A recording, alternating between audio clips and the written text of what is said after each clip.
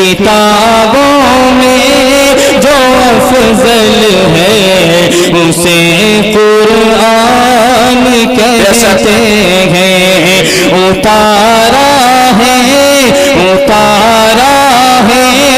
اسے جس نے اسے رحمان کہتے ہیں، اتارا ہے اسے جس نے اسے رحمان کہتے ہیں، اتارا ہے اسے جس نے الحمدللہ کفا والصلاة والسلام علی نبیہ الحبیب المصطفیٰ، اما بعد۔ امام بخاری علیہ رحمۃ نے یہ آخری باب قائم کیا ہے، قرآن پاک کی ایک آیت ذکر فرمائی ہے اور اس کی وضاحت کی ہے، اور اس کی وضاحت کے سلسلے میں آخری حدیث ذکر کی ہے۔ امام بخاری علیہ رحمۃ نے اپنی اس کتاب کو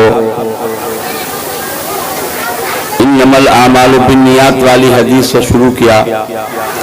کتاب کی ابتدا گویا نیتوں کے اصلاح، نیتوں کی درستگی سے گویا کی گئی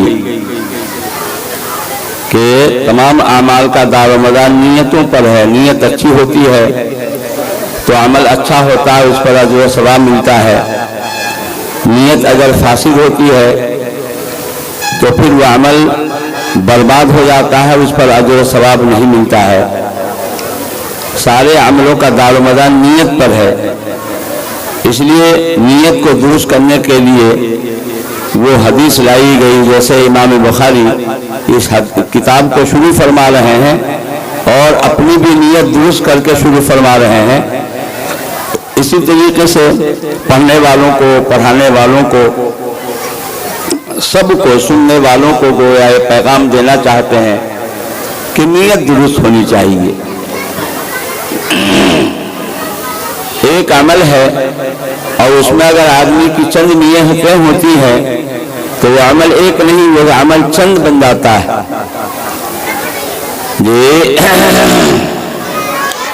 ایک آدمی ہے جو وضو کیا، مسجد کے اندر آیا اور ظہر کی سنت پڑھ رہا ہے، وقت اتنا ہے کہ سنت پڑھ سکتا ہے، حالانکہ وضو کرنے کے بعد تحیۃ الوضو یہ ایک نفل ہے، مستحب ہے۔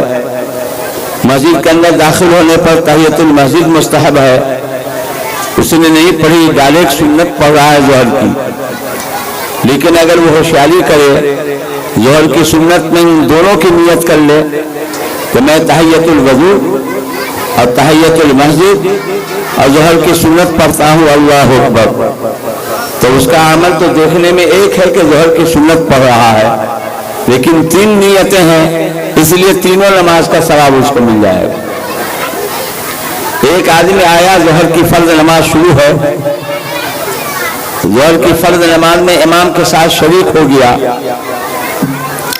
اور اس نے تحیۃ الوضو کی بھی نیت کر لیا اور تحیۃ المسجد کی بھی نیت کر لیا، اور فرض تو پڑھ ہی رہا ہے، تو فرض کے ساتھ ساتھ اس کو ان دونوں سنتوں کا بھی ثواب مل جائے گا۔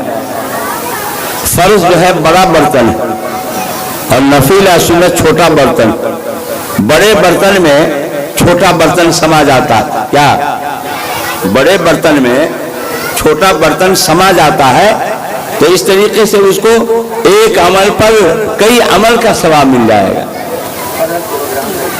تو اس لیے کہا گیا ہے کہ نیتوں کو درست کرنا چاہیے۔ اور اخیر باب میں گویا وزن اعمال سے متعلق بات کہی جا رہی ہے کہ جو ہمارے نیتوں کو ہم نے درست کر کے عمل کر لیا اور ان اعمال کے اوپر آخرت کے اندر انہیں وزن کیا جائے گا اور پھر اس کے مطابق جزا اور سزا ہوگی۔ اعمال خیر ہوں گے تو ان پر اچھا بدلہ ملے گا، جنت ملے گی، اور اگر اعمال بگڑے ہوئے ہوں گے تو پھر اس کے لیے سزا یاب ہونے کا، سزا کے مستحق ہونے کا بہرحال خطرہ۔ یہ اللہ تعالیٰ کے قول کو نقل کیا وَنَضَعُ الْمَوَازِينَ الْقِسْطَ لِيَوْمِ الْقِيَامَةِ. ہم قیامت کے دن علماء جانتے ہیں کہ لام کبھی فی کے معنی میں آتا ہے. قیامت کے دن ہم انصاف کے ترازو کو قائم کریں گے. معلوم یہ ہوا کہ قیامت کا دن آنا ہے، آنے والا ہے اور یقیناً آ کر کے رہے گا. ہم سب کا ایمان آخرت پر ہے. اور قیامت کے دن جب قرآن کہہ رہا ہے کہ انصاف کا ترازو ہم قائم کریں گے اور اعمال کو ہم تولیں گے، ظاہر ہے کہ اللہ پاک کو سب کچھ معلوم ہے. کسی نے کیا عمل کیا ہے، اچھا عمل برا عمل، رتی سے پتی ذرہ ذرہ معلوم ہے. لیکن اللہ پاک کے یہاں جو ہے انصاف ہوگا، عدالت قائم کر کے پھر انصاف کے ساتھ اس کے ساتھ جزا اور سزا ہو. جزا سزا کا جو معاملہ ہوگا وہ عدالت کی کارروائی کی بنیاد پر ہوگا.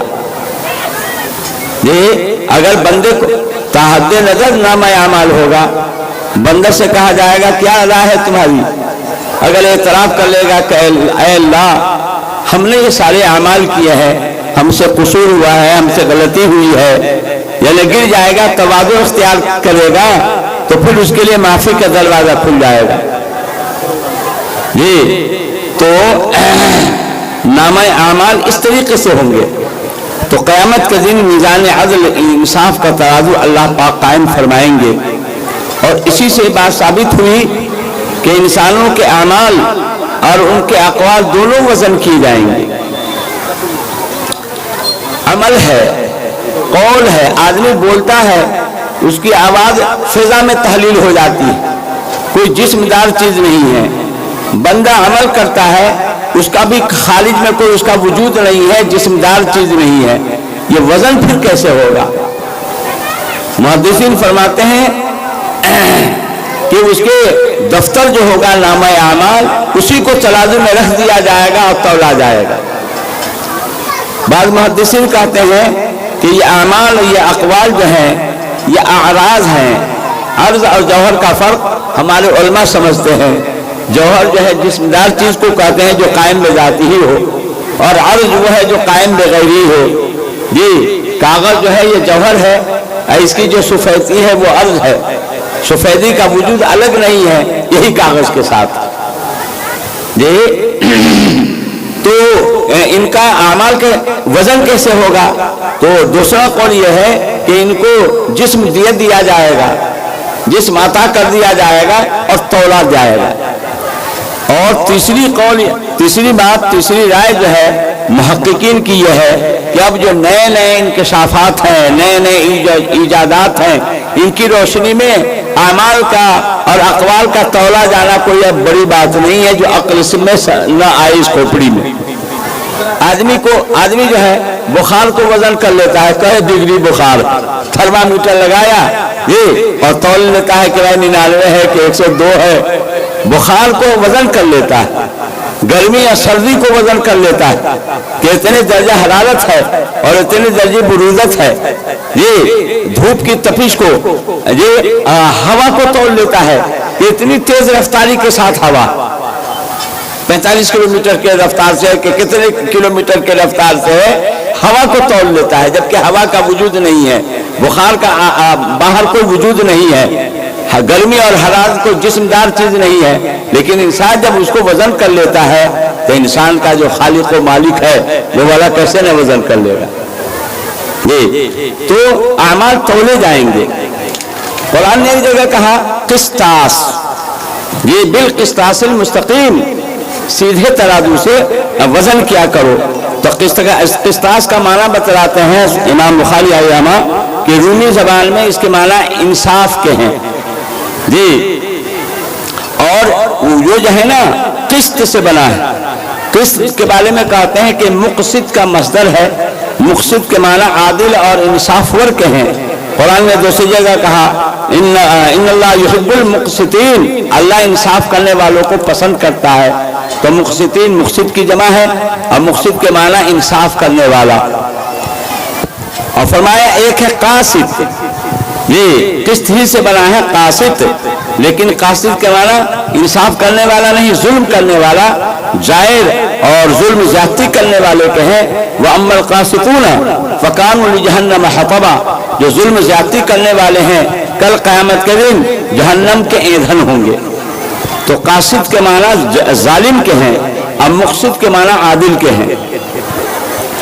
اسی کے متعلق وہ حدیث لا رہے ہیں آخری، امام بخاری رحمہ فرماتے ہیں کہ ہم سے ہمارے استاد احمد بن اشکاب نے حدیث بیان کیا، اور وہ فرماتے ہیں کہ ہم سے محمد بن فضیل نے بیان کیا، اور وہ روایت کرتے ہیں حضرت عمارۃ بن القعقاع سے، اور وہ روایت کرتے ہیں حضرت ابو زرعہ سے، اور وہ روایت کرتے ہیں سیدنا حضرت ابو ہریرہ رضی اللہ تعالیٰ عنہ سے، کہتے ہیں کہ نبی کریم صلی اللہ علیہ وسلم نے ارشاد فرمایا کہ دو کلمے ایسے ہیں جو خدائے رحمان کو بہت پسند ہے، اور زبان پر بہت ہلکے پھلکے، اور میزان عدل میں کل قیامت کے دن بہت وزنی ہوں گے، ان کا وزن بہت آئے گا، اور وہ دو کلمے ہیں سبحان اللہ و بحمدہ اور سبحان اللہ العظیم۔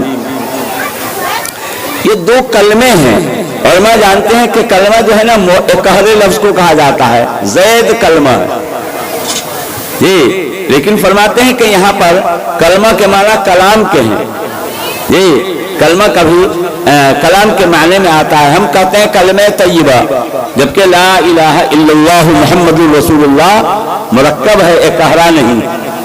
اشہد اللہ، کلمہ شہادت، اشہد اللہ الہ الا اللہ و اشہد ان محمد رسول اللہ، ان کو ہم کلمہ شہادت کہتے ہیں، حالانکہ یہ ہے کلام۔ وہی کہا جاتا ہے کہ کلمہ جو ہے کلام کے معنی میں آتا۔ اگلی جو دو کلام ہیں، دو کلمے ہیں، سبحان اللہ و بحمدہ سبحان اللہ العظیم، اس کو اختیار کرنے، اس کے ورد کرنے، اس کو ذکر میں لانے کے لیے ترغیبی طور پر آپ فرما رہے ہیں، یہ دو تمہیدی طور پر کہ یہ دو کلمے خدائے رحمان کو بہت پسند۔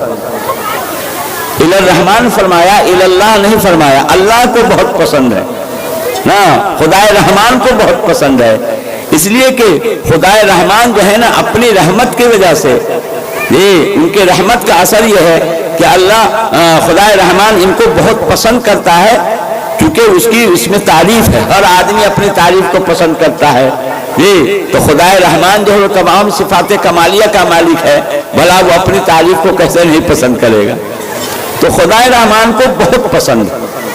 حبیب کے معنی گویا فعیل کا وزن جو ہے محبوب کے معنی میں، حبیب بمعنی محبوب ہے، خدائے رحمان کو بہت پسند، اور شوق پیدا کرنے کے لیے کہا بہت ہلکے پھلکے ہیں۔ یہ محدثین لکھتے ہیں کہ خفیف کے معنی سہل کے ہیں، بہت آسان، ہلکے پھلکے ہیں یعنی بہت آسان ہیں، ان کے ادائیگی میں کوئی دقت نہیں، کوئی مشکل نہیں، ہر کس و ناکس اس کو پڑھ سکتا ہے، آسانی سے پڑھ سکتا ہے۔ یہ نہیں کہ پڑھنے میں ہلکے پھلکے ہیں تو اجر و ثواب بھی ہلکے پھلکے ملے، نہیں، ثقیلتان فی المیزان، میزان عدل میں کل قیامت کے دن بہت بھاری ہوں گے۔ یہ فی المیزان کا جو لفظ لایا گیا گویا قرآن کی اس آیت سے کے مطابق یہ حدیث ہو گئی کہ قرآن کی آیت میں کہا گیا کہ قیامت کے دن ہم میزان عدل کو قائم کریں گے، اور یہاں فرمایا گیا کہ میزان عدل میں یہ دو کلمے بہت بھاری ہوں گے، گویا یہ حدیث اس آیت پر منطبق ہو رہی ہے، فٹ ہو رہی، میزان عدل میں بہت بھاری ہوں گے۔ یہ اس لیے لکھتے ہیں کہ جو آدمی اس کلمے کو 100 مرتبہ پڑھ لے، سبحان اللہ و بحمدہ سبحان اللہ العظیم، دن میں 100 مرتبہ پڑھ لے، فرمایا کہ اس کے لیے سمندر کے جھاگ کے برابر نیکیاں لکھی جاتی، یعنی سمندر کے جھاگ کو ہم گن نہیں سکتے ہیں، گویا ان گنت نیکیاں لکھی جاتی۔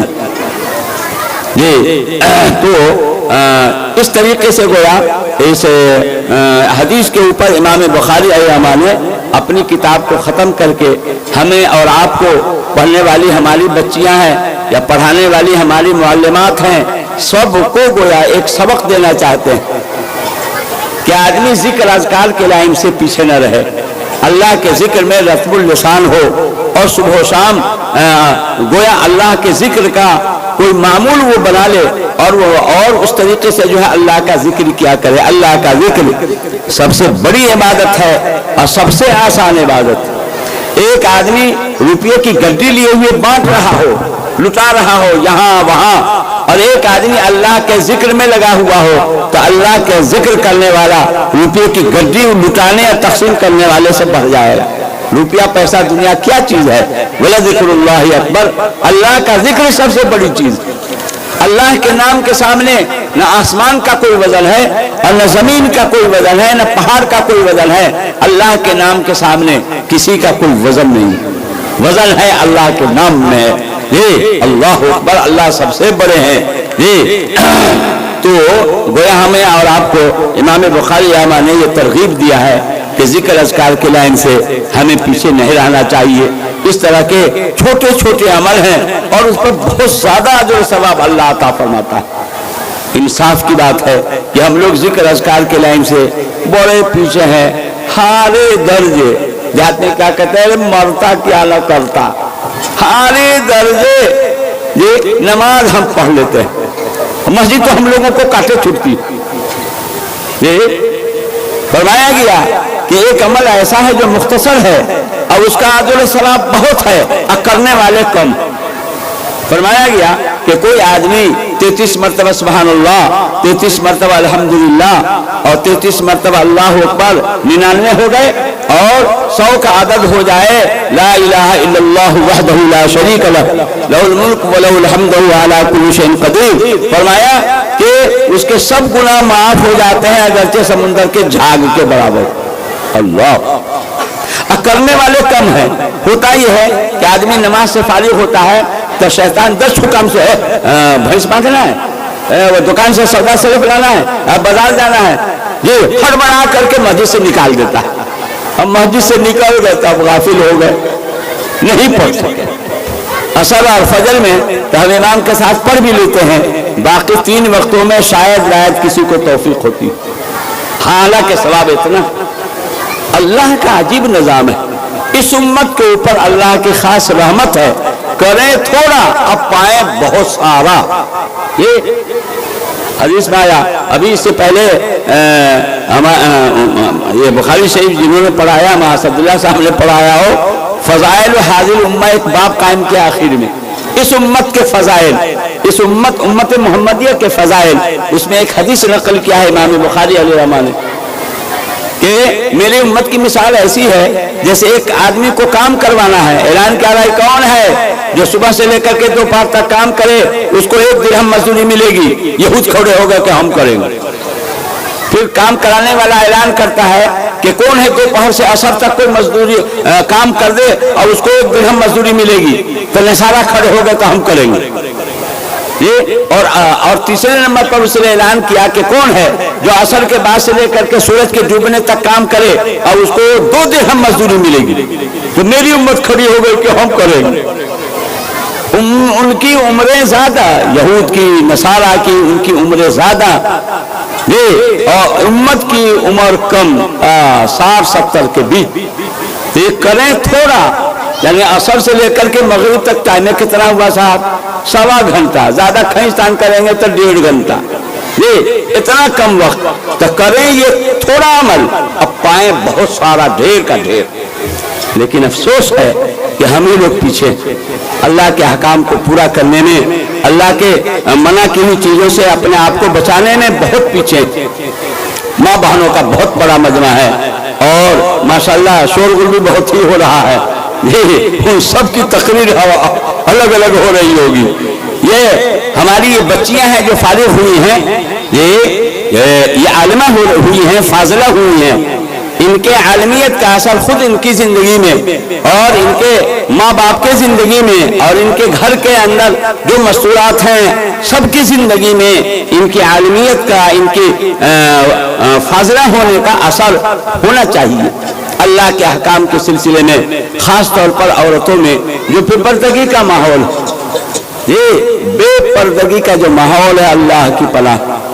अल्लाह के नबी सल्लल्लाहु अलैहि वसल्लम ने एक मौके पर इरशाद फरमाया कि जिस घर के अंदर कोई औरत बिला जरूरत के सर खोले हुई हो, रहमत के फरिश्ते उसमें नहीं आते।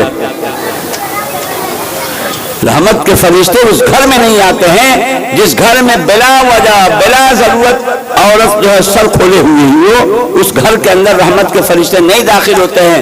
میں نہیں کہتا ہوں، میرے اور آپ کے آقا حضور سید عالم صلی اللہ علیہ وسلم ارشاد فرماتے ہیں سر میں تیل ڈالنا ہے ضرورت، کنگھا کرنا ہے ضرورت، سر میں کھجلانا اب تو جوئی بھی نہیں ہے، کہا جوئی کا بھی خاتمہ ہو گیا جی تو کوئی ضرورت ہے اور کھولے ہوئی ہیں تو وہ چل جائے گا، لیکن بلا ضرورت کے کسی گھر میں عورت سر کھولے ہوئی ہو، فرمایا آقا صلی اللہ علیہ وسلم نے رحمت کے فرشتے اس میں نہیں داخل ہوتے ہیں۔ اور گھر کے باہر اللہ اکبر، آپ لوگوں کو بھی تکلیف نہ ہو، یہ ہم لوگ اتراوا ہیں کا اتر سائڈ کے لوگ ہیں کنوا والے، ہم لوگوں کے یہاں اتنا رواج نہیں ہے جتنا کہ ادھر ہے۔ ماں بہنوں میں آدھے پیٹ کے کرتا پہننے کا رواج ہے، ہاں جی ہاں، اور پیٹوا کرتا پہننے کا رواج ہے۔ یہ کیا ہوا صاحب؟ عورت کا تو پورا جسم سطر ہے اور آدھے باہ کا کرتا پہننے کا رواج، نہ یہ سب ناجائز ہے، ناجائز ہے، ناجائز ہے۔ مردوں کی بھی کمزوری ہے اور ماں بہنوں کی تو کمزوری ہے۔ یہ ایک مولانا صاحب کی شادی ہوئی، اس کے گھر میں جب اس کی دلہن آئی تو چند روز کے بعد دیکھا کہ آدھے پیٹ کا کرتا پہنے ہوئی ہے، یہ میرے یہاں نہیں چلے گا۔ پھر دیکھا 2 روز کے بعد پھر پہنے ہوئی ہے، کہا نہ تھا پھر پہنے ہوئی ہے۔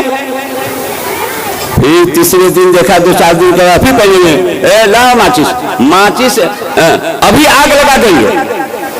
اب عورت نے دیکھا کہ میاں صاحب بڑے کوڑے، نہ چلے گا۔ ماں بہنیں پہلے اپنے شوہر کو وزن کر لیتی ہے کہ کتنے پانی میں ہے۔ جب اس نے یہ مولانا صاحب نے کہا کہ آگ لگا دیں گے، اب اس کی نانی مرے گی کہ کبھی وہ کرتا پہنے گا۔ مردوں کی بھی کمزوری، الرجال قوامون علی النساء، مرد عورتوں پر حاکم ہے۔ یہ مردوں کو بھی یہ دیکھ ریکھ کرنی چاہیے، خالی کھلانا پلانا پہنانا اوڑھانا ہی آپ کے ذمہ نہیں ہے، نان و نفقہ اور سکنا، بلکہ یہ سب بھی ہے تربیت کے لائن سے۔ کیونکہ قوا انفسکم واہلیکم نارا، اپنے آپ کو بھی بچاؤ، اپنے گھر والوں کو بھی جہنم کی آگ سے بچاؤ۔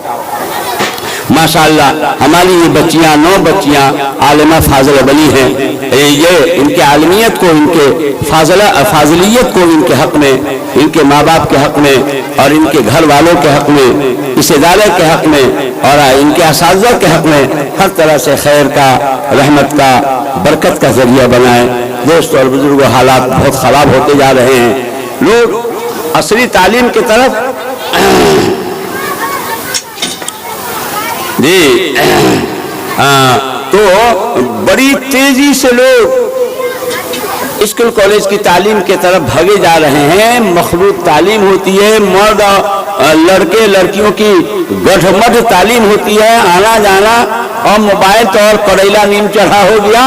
اے اللہ، کوئی دن ایسا نہیں جاتا ہے جو ہم لوگوں کے ہاں یہ شکایت نہ آئی ہو کہ وہ چلی گئی ہے، وہ بھاگ کر کے بھگا لے گیا ہے۔ آئے دن حالات موبائل کی وجہ سے اور اختلاط اور گٹھمٹ تعلیم ہونے کی وجہ سے اور بنیادی اسلامی تعلیم نہ ہونے کی وجہ سے بھی یہ سب گڑبڑی ہو رہی ہے۔ اس لیے اب اپنے دوستوں اور بزرگوں سے بھی اور اپنی ماں بہنوں سے بھی اس جانب توجہ دیں۔ بڑی مبارکبادی کے لائق ہیں ان بچیوں کے گارجین جنہوں نے ان کو بجائے عصری تعلیم اسکول کالج کا رخ کرانے کے بجائے یہ دینی مدرسے کا رخ کرایا، ان کے وقت کو فارغ کر کے ان کو عالمیت اور فاضلیت حاصل کرنے کا ان کو موقع دیا ہے۔ اللہ ان سب کو اجر و ثواب سے نوازے۔ یہ اس طرح کا مدرسہ آپ کے پرسونی کے لیے وہ ایک مثالی ادارہ ہے کہ اس طریقے سے یہاں تعلیم تربیت ہو رہی ہے۔ اللہ اس ادارے کو بے انتہا قبول فرمائے، اس کی جو ضروریات ہیں غیب سے اللہ پاک ان کا انتظام فرمائے، اور ہر قسم کے شر و فتن سے، نظر بد سے، حاسدوں کے حسد سے، دشمنوں کی دشمنی سے اللہ اس کی حفاظت فرمائے۔ وما علینا الا البلاغ۔ دعا اللهم صل على سيدنا مولانا محمد النبي الأمي وعلى آله وأصحابه وبارك وسلم۔ اللهم أنت السلام منك السلام تبارك ربنا وتعاليت يا ذا الجلال والإكرام. اللهم ربنا آتنا في الدنيا حسنة وفي الآخرة حسنة وقنا عذاب النار. ربنا ظلمنا أنفسنا وإن لم تغفر لنا وترحمنا لنكونن من الخاسرين. اللهم إنك عفو كريم تحب العفو فاعف عنا يا كريم. اللهم إنا نسألك العفو والعافية والمعافاة الدائمة في الدنيا والآخرة. اللهم إنا نسألك علما نافعا وعملا متقبلا ورزقا طيبا واسعا وشفاء من كل داء. اللهم إنا نسألك رضاك والجنة ونعوذ بك من سخطك والنار. اے اللہ ہم سب کے گناہوں کو معاف فرما، چھوٹے بڑے سارے گناہوں سے درگزر فرما. اے اللہ ہم سب کے والدین کی مغفرت فرما، ہمارے اساتذہ مشائخ کی مغفرت فرما، ہمارے تلامذہ دوست احباب خیش و اقربا کی مغفرت فرما، تمام مومنین تمام مؤمنات پورے امت کی مغفرت فرما. اے اللہ ہمارے اس ادارے کو قبول فرما.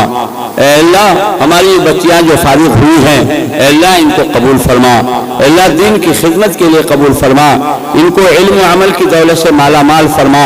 اے اللہ ان کے ذریعے سے اچھی نسل کو اے اللہ فروغ نصیب فرما. اے اللہ فضل کا کرم کا رحم کا معاملہ فرما. اے اللہ ان بچیوں کے آگے کے سارے مراحل کو آسان فرما، ان کے ماں باپ کو جزائے خیر عطا فرما. اے اللہ جو بھائی اس کا تعاون کر رہے ہیں اے اللہ دعاؤں سے نواز رہے ہیں، صحیح مشورے سے نواز رہے ہیں، اے اللہ محبت کر رہے ہیں، اے اللہ جو پڑھا رہے ہیں جو پڑھ رہے ہیں اور جو بچیاں پڑھ رہی ہیں معلمہ پڑھا رہی ہیں ہمارے اساتذہ پڑھا رہے ہیں اے اللہ سب کو قبول فرما. اے اللہ اپنے فضل سے قبول فرما. اے اللہ یہ ساری محنتیں کتاب و سنت کی حفاظت اور ارشاد کے لیے ہو رہی ہے اے اللہ اپنے ذات پاک کے لیے قبول فرما. اے اللہ اس ادارے کی جو ضروریات ہے غیب سے ان کا انتظام فرما. اے اللہ جو مشکلات ہیں ان کو حل فرما. اے اللہ اپنے بندوں کے قلوب کو اس جانب متوجہ فرما. اے اللہ ہم میں جو پریشان حال ہیں ان کی پریشانیوں کو دور فرما، جو بیمار ہیں انہیں شفا نصیب فرما. اے اللہ ہم میں سے جو صحت مند ہیں اللہ ان کی صحت کو تادیر باقی رکھ. اے اللہ جو برسر روزگار ہیں ان کی روزی میں برکت نصیب فرما، جو بے روزگار ہیں ان کو حلال روزی سے نواز دے. اے اللہ جو مقروض ہے ان کے قرض کے ادائے شکل پیدا فرما. اے اللہ جن بھائیوں نے دعا کے لیے لکھا ہے یا کہا ہے یا ان کا میرے اوپر حق ہے یا دعا کو امید رکھتے ہیں اے اللہ ان سب کو اپنے اپنے جائز مقاصد میں کامیابی نصیب فرما. اے اللہ جب تک ہماری زندگی ہے ایمان اسلام پر قائم و دائم فرما. اے اللہ جب ہمارا آخری وقت ہو کمال ایمان کے ساتھ خاتمہ بالخیر فرما. اے اللہ کمال ایمان کے ساتھ خاتمہ بالخیر فرما. اے اللہ ہماری دعاؤں کو مد اپنے فضل و کرم سے حضور پاک صلی اللہ علیہ وسلم کے صدقۃ فعل میں قبول فرما. ربنا تقبل منا انك انت السميع العليم وتب علينا انك انت التواب الرحيم. وصلى الله تعالى على خير خلقه محمد وآله وصحبه وذرياته واهل بيته اجمعين برحمتك يا ارحم